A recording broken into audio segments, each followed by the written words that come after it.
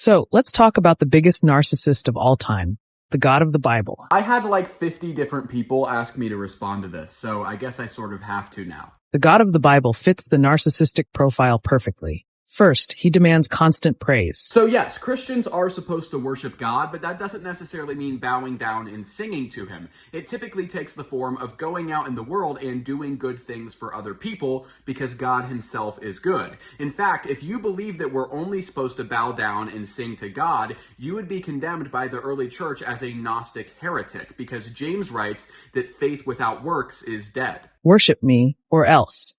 That's not love, that's insecurity. So God actually can't be insecure because he is completely fulfilled within himself. That's a description of what a God is. We're not here because God needs us. We're here because he wanted to share his goodness, love, and glory with creation. Second, he throws violent tantrums when he doesn't get his way.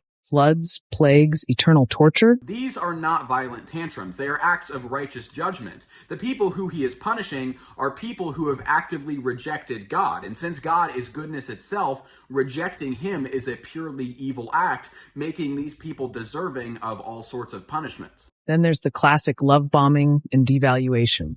He tells you you're special, created in his image, then calls you filthy, sinful, and unworthy without him. That's straight out of an abuser's playbook. That's not really how the story went. God never intended to call us filthy. He created us in his image, and then we accepted that gift and spat it back into his face by becoming workers of iniquity. When he calls us filthy, it's because we have become filthy by rejecting him. And let's not forget control. He spies on your every thought, dictates what you can eat, wear, and who you can sleep with. If your partner acted like this, would you stay? If the answer's no, then why do you still follow this God? If my partner acted that way, I would leave them because my partner isn't God. I think a lot of non-believers fail to recognize that God has a duty unto himself. Since he is perfectly good, he also has to be perfectly just. In the same way, you wouldn't expect a perfect jury to just ignore the fact that someone murdered someone.